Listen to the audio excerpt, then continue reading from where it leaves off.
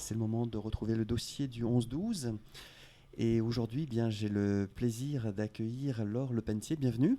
Bonjour, merci. Alors, vous travaillez en tant que chargée d'accueil et d'information à la Maison de l'Habitat des communautés du pays de Saint-Malo.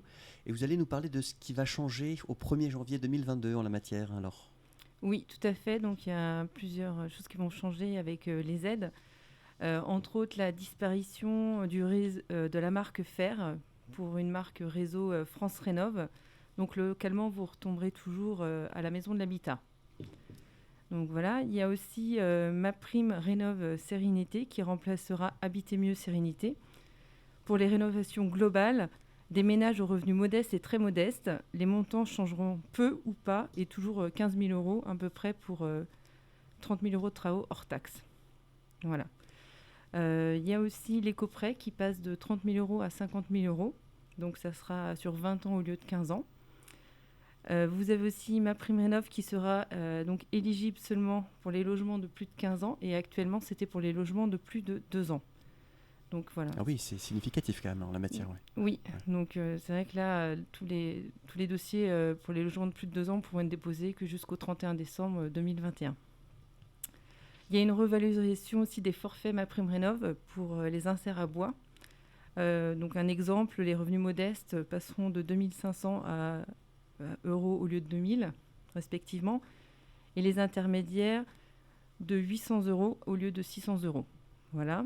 Il y a un nouveau prêt avance rénovation. C'est la loi climat et résilience. Donc, par contre, elle sera votée qu'au 30 décembre 2021. Il y a le prêt travaux, donc remboursable à la vente ou à la succession, et le remboursement du prêt. Aujourd'hui, donc, il y a les crédits mutuels et la banque postale qui sont positionnés. Et donc aussi, il y aura l'introduction d'un accompagnateur Rénov' au lieu d'un conseiller Fer et les opérateurs ANA. Voilà, c'est ce qui change pour 2022. Alors l'ANA, c'est l'Agence nationale départementale de l'habitat. Ouais, d'accord. Voilà, Donc ça fait quand même pas mal de changements, dites-nous. Oui, et puis avoir les autres changements qui pourront peut-être avoir lieu. Donc on attend le projet de loi qui sera voté au 30 décembre 2021. À l'occasion d'actualiser tout cela l'an prochain. Vous nous rappelez sinon les missions qui sont les vôtres, donc à la Maison de l'Habitat. Je vous ai présenté effectivement comme Oui. agissant au niveau de l'accueil, de l'information. Donc vous recevez le public en présentiel actuellement. Comment ça se passe, ou plus par téléphone? Alors on reçoit donc, le public du lundi au vendredi de 9h à midi et de 13h30 à 17h30. Les permanences téléphoniques sont tous les après-midi de 13h30 à 17h30. Et pour tout ce qui est conseil technique, c'est sur rendez-vous. Voilà. On a aussi donc, la permanence de la DIL au niveau de l'habitat tous les lundis. Par contre, le 13 et le 20, ça sera sur rendez-vous uniquement. Ok. Ouais. Et vous êtes combien de personnes à travailler au sein de la structure ? Alors, au niveau du service de la rénovation énergétique, nous sommes que 2 personnes. Oui. Donc, moi, je suis au niveau de l'accueil pour renseigner les gens sur les aides auxquelles ils sont éligibles et les diriger vers les bons services. Et ma collègue, Madame Lejar, qui est conseillère en énergie, est là pour apporter des conseils techniques. Qui intervient aussi sur cette antenne une fois par mois. Voilà, tout à fait. Habituellement, c'est elle. Chacun son job, voilà, entre guillemets. Mais alors, est-ce que vous avez une idée de la fréquentation en fait, du lieu où vous travaillez par mois, par exemple? Est-ce qu'on a des statistiques?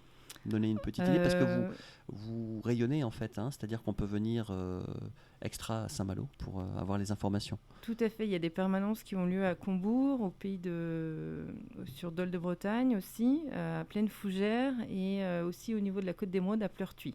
Donc il y a des permanences. Début de l'année prochaine, donc il y aurait aussi des nouvelles permanences qui seront rajoutées donc avec les opérateurs ANA. Donc ça va bientôt se définir. Là, d'ici la fin de l'année, tout devrait être mis en place. D'accord. Et on vient vous voir principalement pour quel sujet précisément? Alors, dans le top 3, ce serait quoi? Top 3, généralement, les gens demandent en priorité les aides auxquelles ils sont éligibles. Donc c'est vrai qu'après, en leur posant quelques questions, des fois, on est amené à voir qu'en fait, il y a d'autres travaux à réaliser. Donc ils ont des fois aussi besoin de conseils techniques. Donc du coup, je les dirige vers Madame Lejar, qui est conseillère en énergie, ou vers les opérateurs ANA en fonction il y a 4 catégories en fait, bleu, jaune, violet ou rose. C'est en fonction du nombre de personnes dans le foyer, du revenu de référence fiscale, ce qui permet de déterminer vers quel programme se diriger. Et vous mettez aussi en garde le public par rapport à des arnaques qui existent aussi par téléphone, parce que quand il y a des primes, généralement il y a des communications qui sont faites et certains esprits malveillants peuvent en profiter aussi. Donc vous clarifiez tout ça dans l'esprit des gens? Oui, on a fait paraître des articles dans la presse les derniers mois, donc concernant tout ce qui est démarchage et arnaque. Donc il faut savoir que le démarchage est interdit. Et le service public ne fait pas de démarchage. Donc il faut faire attention. C'est vrai que généralement quand on fait des travaux de rénovation énergétique, on s'engage des fois sur des gros montants. Donc avant tout, demander conseil dans son entourage, prendre le temps de la réflexion. C'est vrai que des fois des gens signent, une personne passe chez eux et signe un devis directement. Donc voilà, il vaut mieux prendre le temps de la réflexion, appeler par exemple la maison de l'habitat, le service de la rénovation énergétique, et demander conseil aussi à des gens qui s'y connaissent. Parce que tout ça, ça se calcule posément, en fait. Hein. Ça se prévoit, il y a des échéances, il y a, voilà. Ça ne doit pas se faire comme ça dans l'émotion, une décision qui engage des montants, des investissements. Oui, puis être sûr, et puis il faut quand même être sûr de les travaux qu'on va engager, de voir si vraiment ça en vaut la peine, est-ce que c'est ça à prioriser. Donc voilà, des fois, il y a peut-être plutôt quelque chose d'autre à prioriser avant d'engager ce type de travaux. En tout cas, vous fournissez une information assez complète pour un panel, pour que la personne puisse voir qu'est-ce qui va être le plus adapté à sa situation, quoi. Voilà, ouais. Tout à fait. C'est ça, déjà, dans un premier temps, voir ce que les personnes recherchent. Parce que des fois, c'est vrai qu'ils recherchent pour une aide, mais des fois, il y a peut-être autre chose derrière. Des logements qui ont besoin d'être peut-être un peu plus isolés, et donc avoir un conseil aussi. Donc, voilà. Ce sont des conseils gratuits ? Oui, on a un service public, donc on se doit d'avoir un avis neutre, et donc notre accompagnement est gratuit aussi.